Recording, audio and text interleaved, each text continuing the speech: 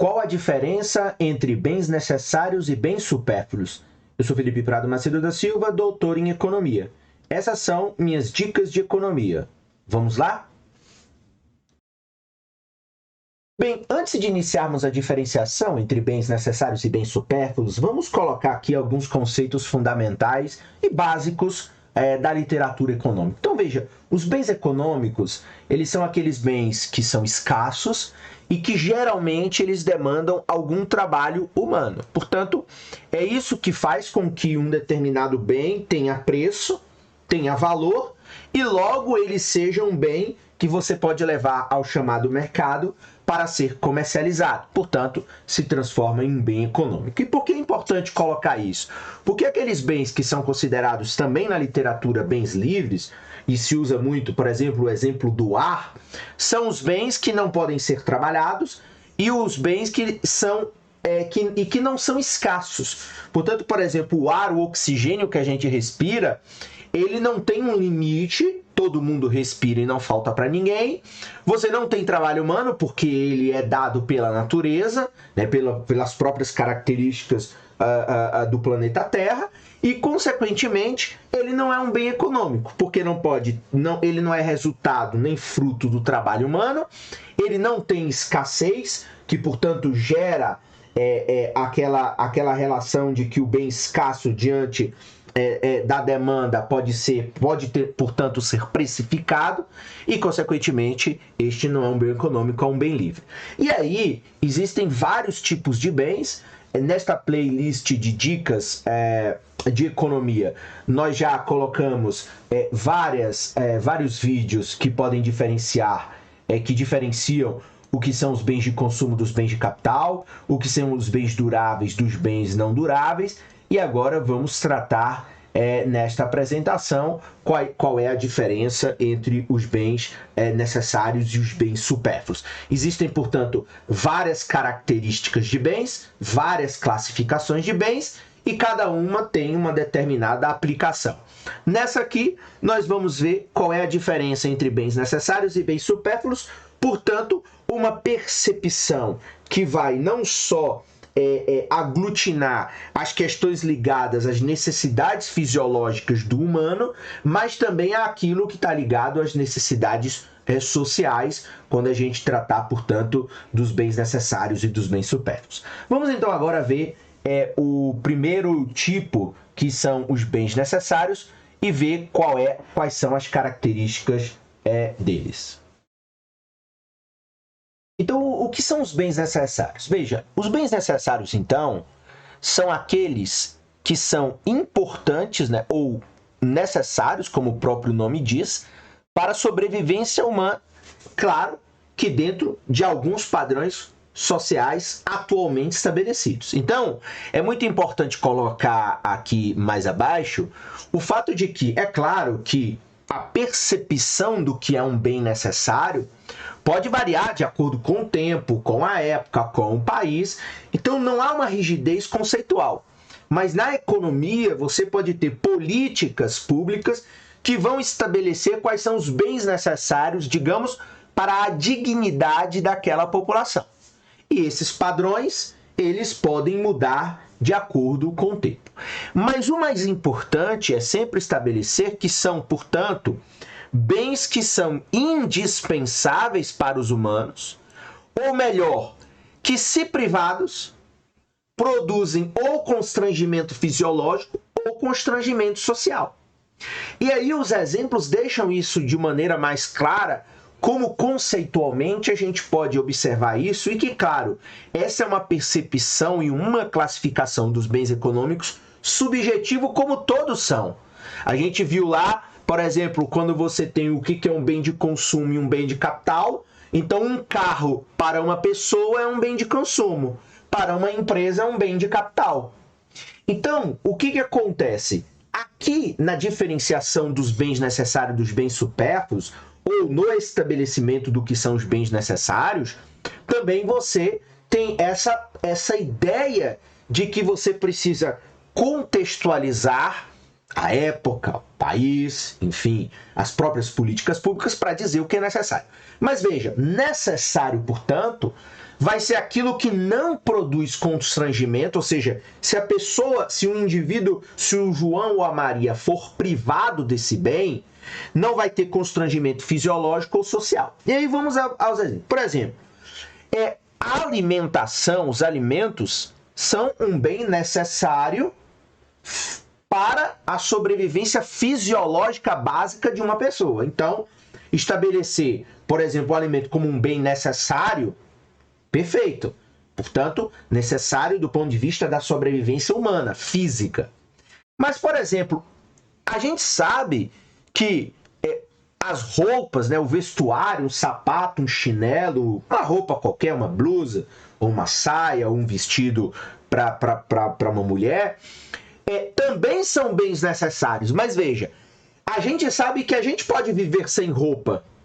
Só que neste caso é um bem necessário porque se o indivíduo não tiver uma roupa para para viver numa cidade ou em uma aldeia ou viver numa pequena cidade, isso vai criar um constrangimento social. A gente sabe que a pessoa pode viver sem roupa, mas aí trata-se, portanto, de uma necessidade social básica.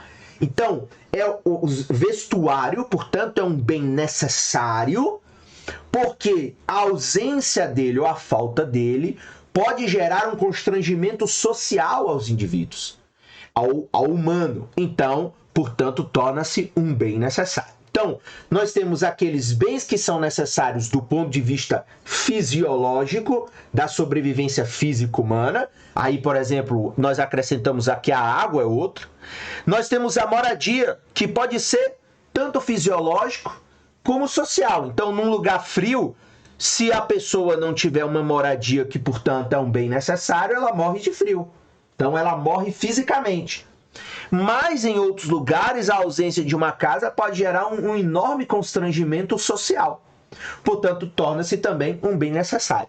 E se a gente for mais longe ainda, por exemplo, no século XXI, podemos considerar que, por exemplo, com tudo digital, uma pessoa não ter acesso a um serviço bancário pode gerar um constrangimento social. Portanto, por exemplo, a inclusão bancária torna-se um bem necessário para a sobrevivência de uma pessoa no século XXI, do qual o dinheiro está cada vez diminuindo mais e as transações eletrônicas estão dominando. Então, como essa pessoa sobreviverá se ela não tiver acesso aos bens bancários, aos serviços bancários? A internet também se revelou durante a pandemia um bem que pode ser considerado também um bem de necessidade social. Ou seja, sem a internet, por exemplo, em vários países você não consegue acessar os serviços públicos básicos.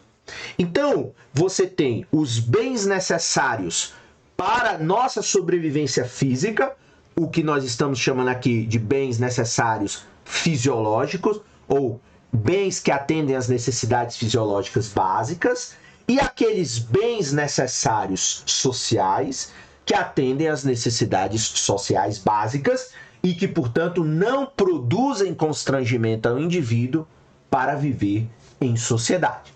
Portanto, é claro que é um conceito complexo, mas é um conceito que pode ser muito bem desenhado, sobretudo quando vários governos ao redor do mundo precisam estabelecer, por exemplo, as suas políticas de combate à pobreza. Então, o que você vai definir como necessário para combater a pobreza?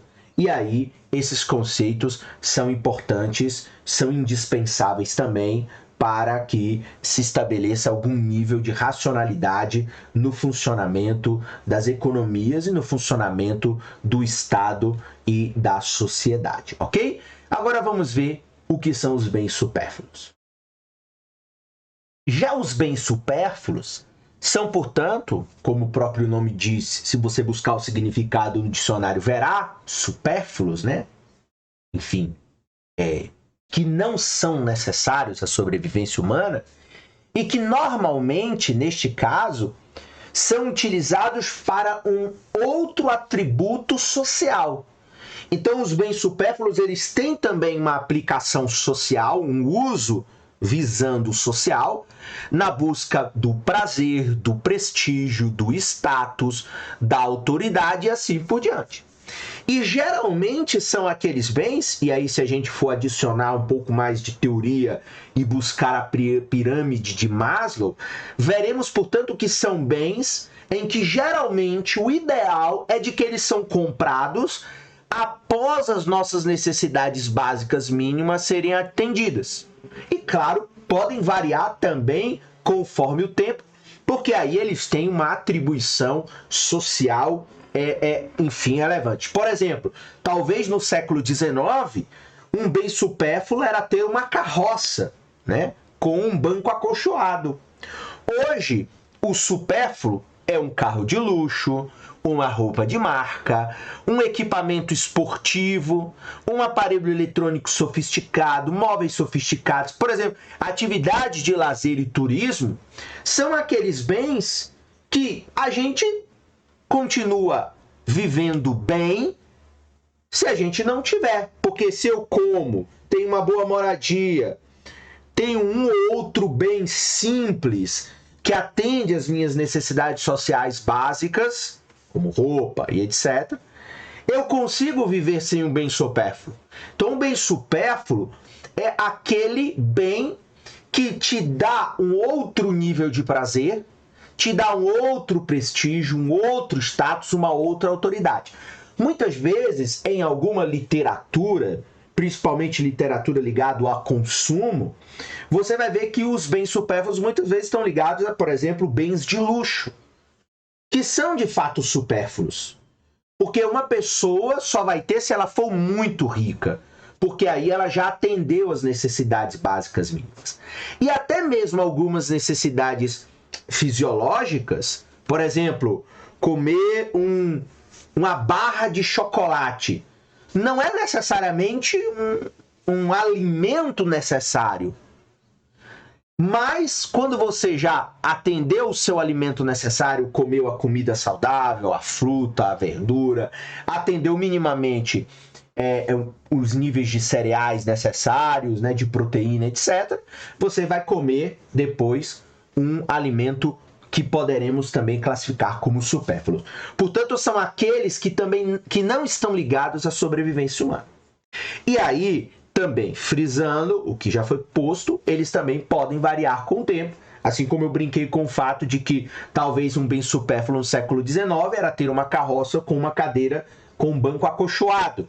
Hoje, o bem supérfluo ele tem um outro sentido, é talvez ter um iPhone, é talvez ter um carro conversível, ou ter uma roupa de marca tal para ir na academia.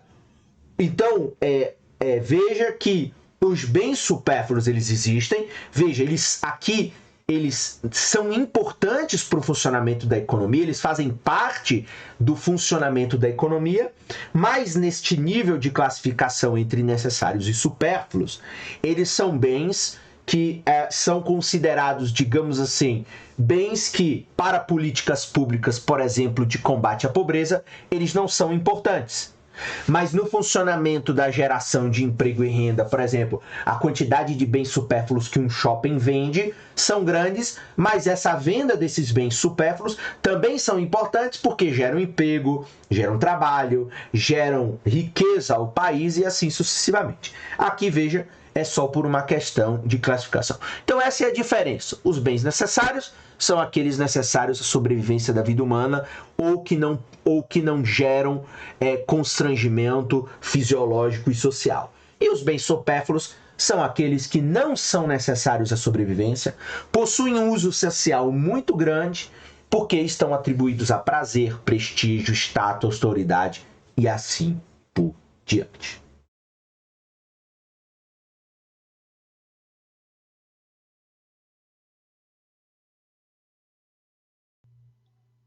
É isso. Se você gostou, inscreva-se no canal, curta, comente e compartilhe com seus amigos e conhecidos. Se desejar, pode também me enviar um e-mail com dúvidas e sugestões. Muito obrigado e até a próxima.